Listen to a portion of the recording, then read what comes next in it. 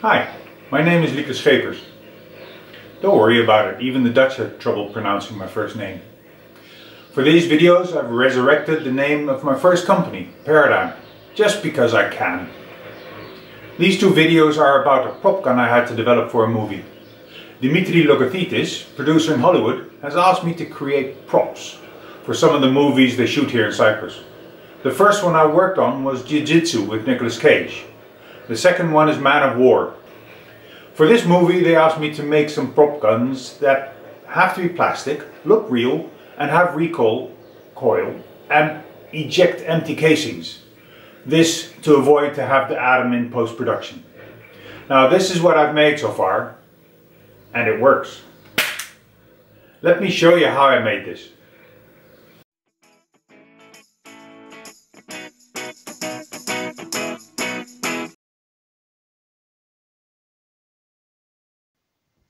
For the prop guns I wanted to use a 1911, a Colt 1911 as the base.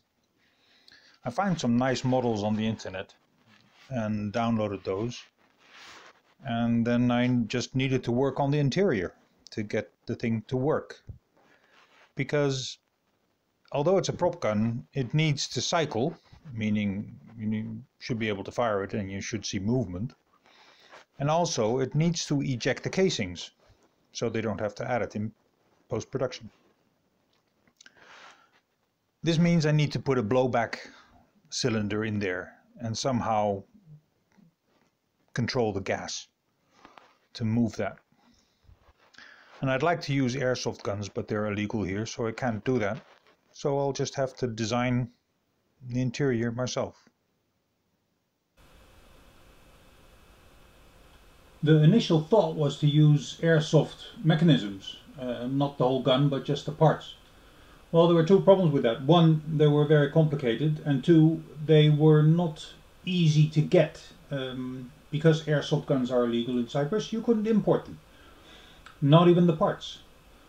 Also, a lot of the parts were going to be modified because I needed an ejection of a casing, which of course is not something that happens in an airsoft gun. So I decided to go ahead and build something myself. So this is the holder that holds most of the components. There's a plastic, this is basically the cylinder with a piston that is going to be from steel, so that pushes the slide back and causes the recoil. I still had to figure out here how to do the ejection. I'm thinking of using a spring here that hooks behind the casing and pulls it out while it's moving back. The trigger mechanism itself, loosely based on the airsoft trigger mechanism, but this is very complicated because I need two more parts just to keep the trigger mechanism to work and to lock, because this thing will just fire the moment you pull the trigger and keep firing, and if you drop it too hard it will fire. I needed two or three springs, just additional 2 or 3 springs just to get this thing to work. It's too complicated. So this is what I came up with. Same kind of idea, except this time I have a aluminium cylinder with a steel piston. The piston has a hole in the back, so it's centered on the slide. The recoil spring is now over the barrel. You don't see that anyway, so it doesn't matter. The casings are inside the barrel. This is the ejector lever.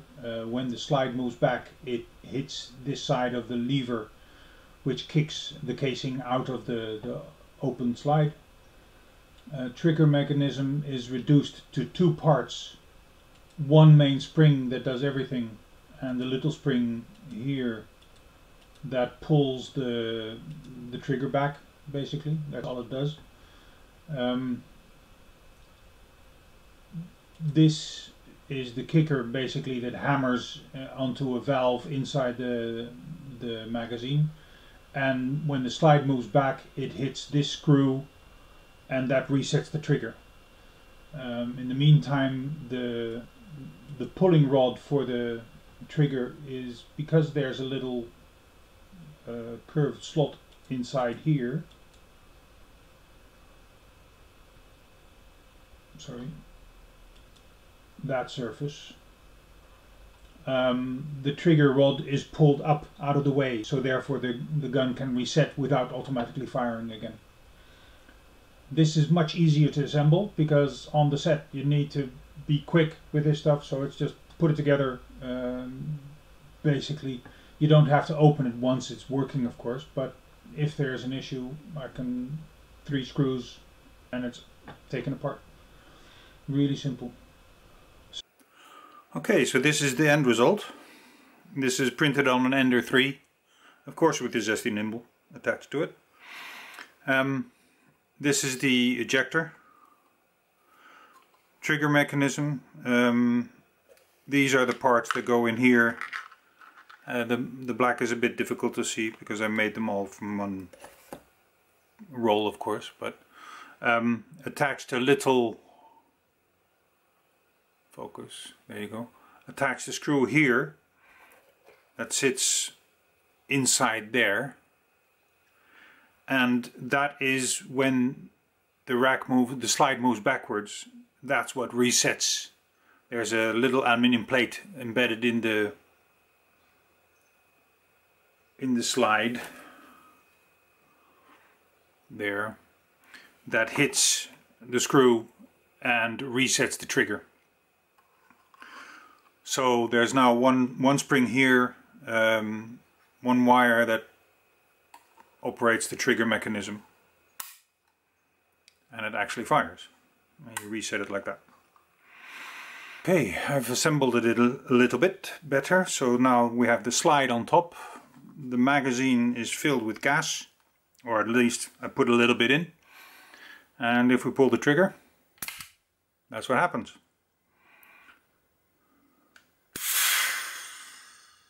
And that's what happens when the gas is almost run out. Okay. Ooh, the magazine is now really cold. 2 more parts need designing. The handle covers, usually they're made out of wood or something like that, or mother of pearl. I'll just 3D print them.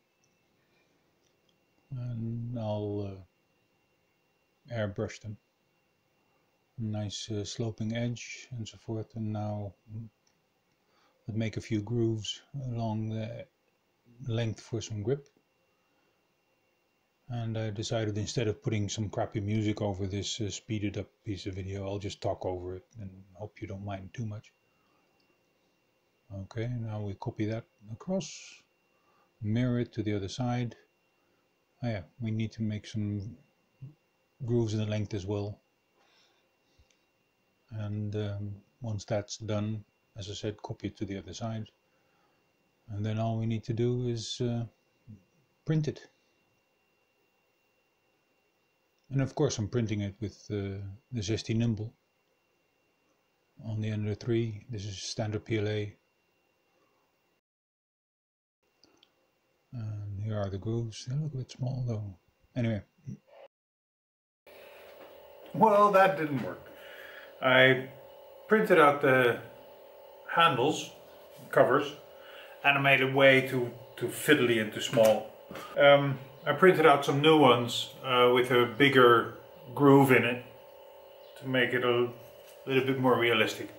So all I need to do now is paint them. I'm thinking of painting them like wood. The next thing we need is a spring. And this is, let's see if it focuses. Yeah, that's the kind of spring that I need to make. So let's make that on the lathe.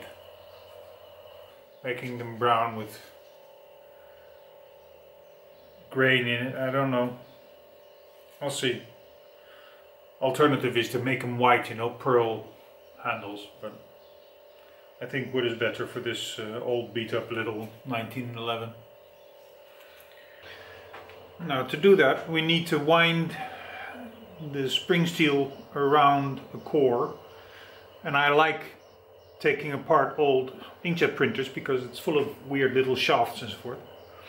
So we'll use this as a core This is 2.3 millimeters, and of course I'm going to put a 3mm bolt through here, so with the spring back it will probably fit. If not, I'll have to do it again. And the other trick, of course, is that we need to keep tension on the spring wire while it winds around the shaft. So let's set this up and see where we get to. Okay, so we need a starter length of roughly this long.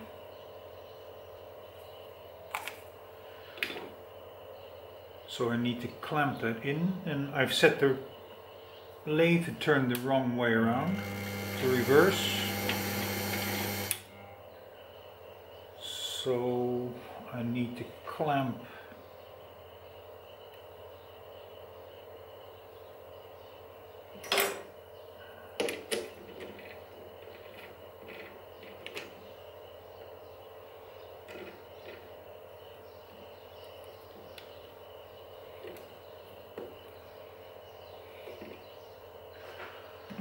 okay.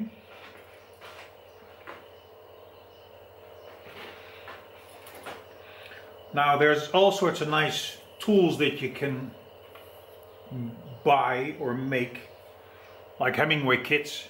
They make a nice spring making tool, but I don't have that, so I have to do it this way. So what I'm doing is I'm clamping the spring steel between pliers, and I'm using wood to get some nice friction without damaging the cable too much, the spring wire too much. And then squeeze and pull. And now I'm going to turn the lathe on very slowly, and it will wind, and I just need a few windings. So that should be enough.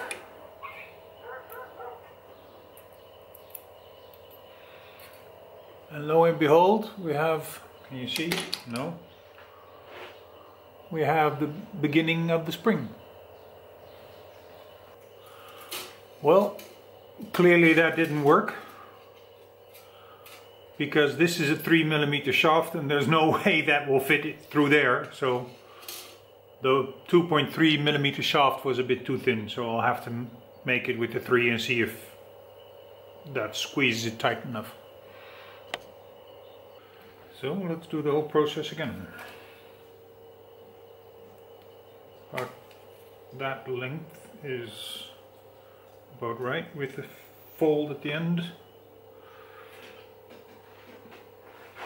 Okay.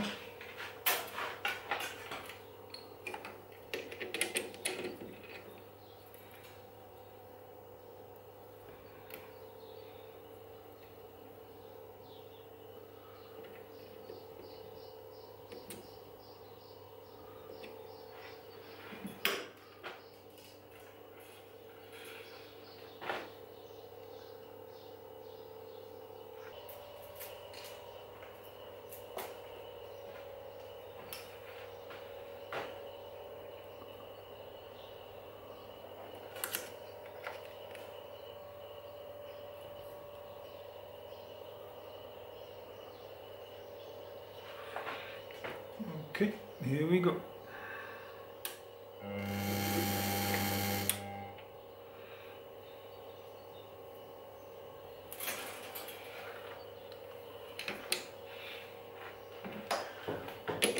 That looks like a better result.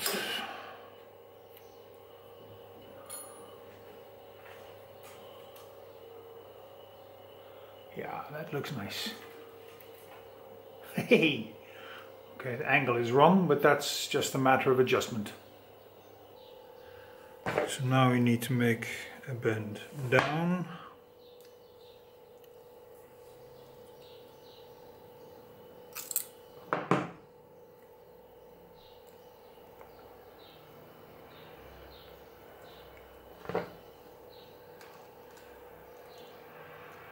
And that goes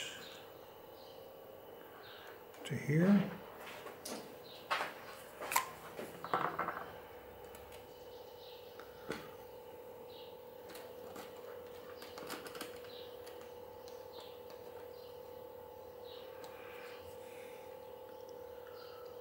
So I need to make the bend down around there.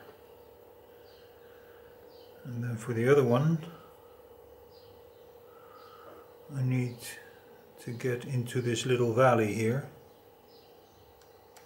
That bends there. Okay.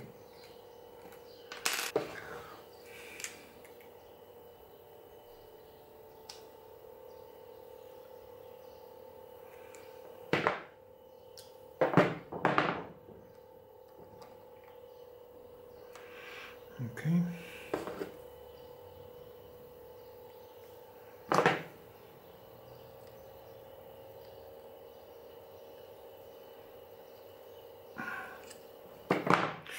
Ooh, that one's a bit too long, I think. It slipped while I was bending it.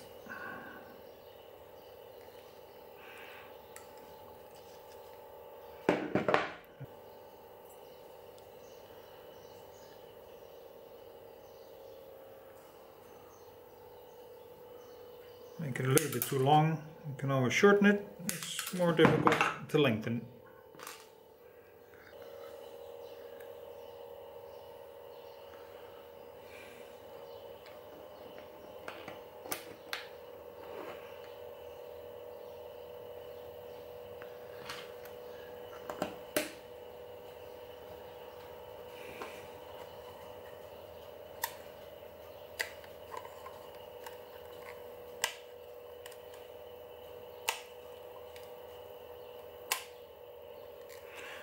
Okay.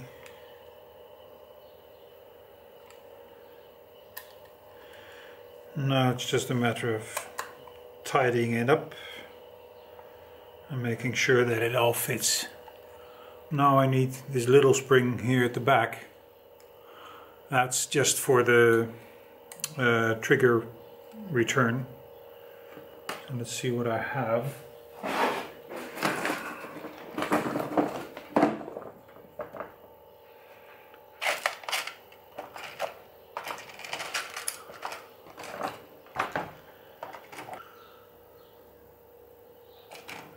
This one is nice, but it's too strong, too heavy. That's the thing that gave me the most trouble, is getting the right spring tension for every spring that I'm planning on using. This is right. This is nice. Okay.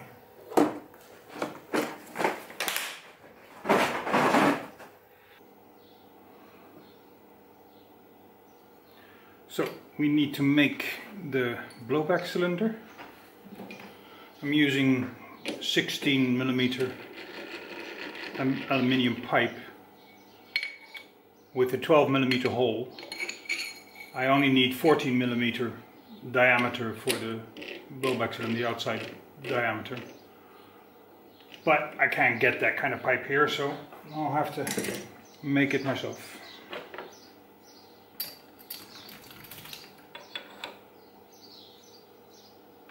Where's my glasses? Clean up the outside first.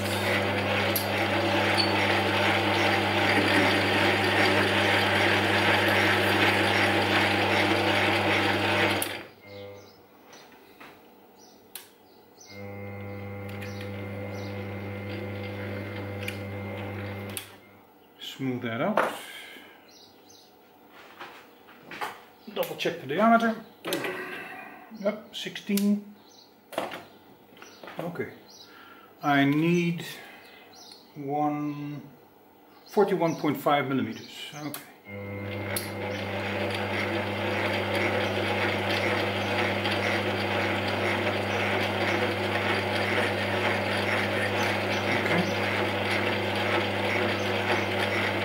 First do 1mm.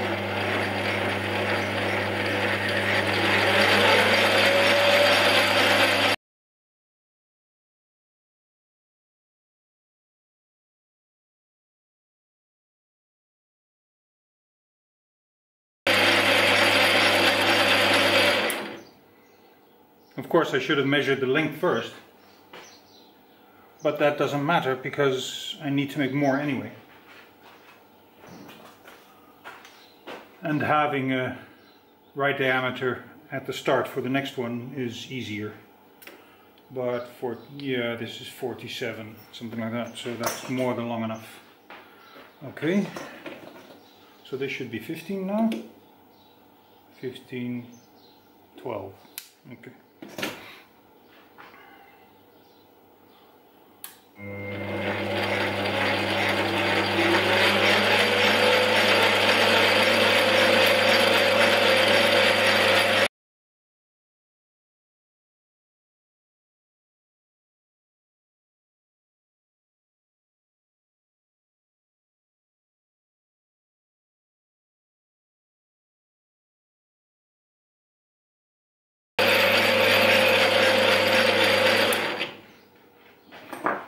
I need to remove the gearing for the lead screw because I don't use it anyway. It's so noisy. 13.97. Okay, so that's the perfect size. Now I need to give a 0.2 millimeter space for the glue. And I know by heart that's about 10 millimeters, so that's about there. Okay. So.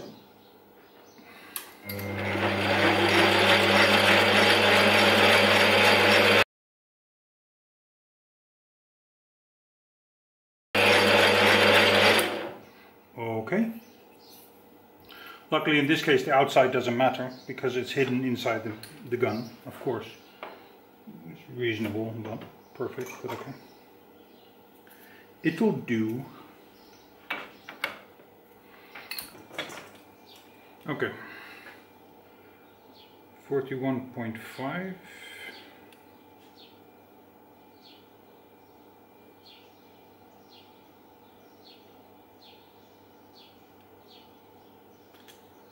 There we go.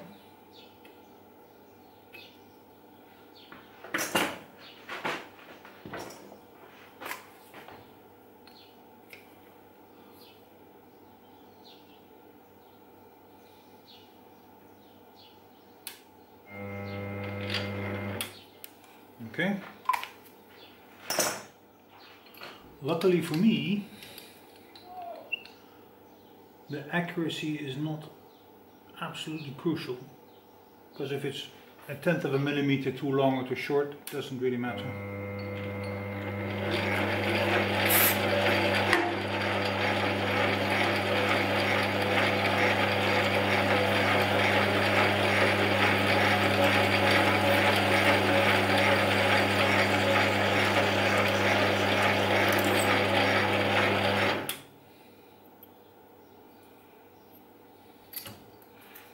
Okay, let's see.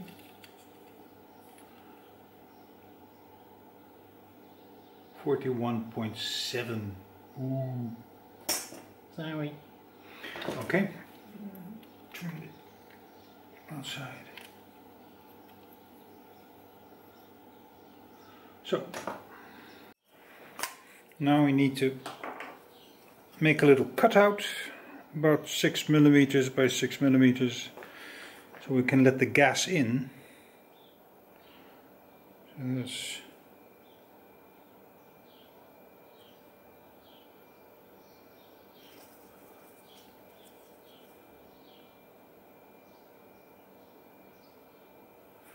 As long as the hole is big enough, it doesn't really matter how big it is. But let's try and keep it.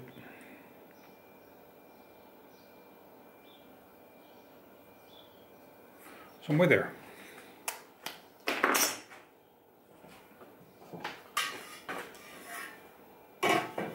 I bought a little CNC router, but that had such a run out that I couldn't use it. But I did buy some nice little bits. I don't know if you can see this, but this is a really nice little bit. And I'm just gonna freehand this.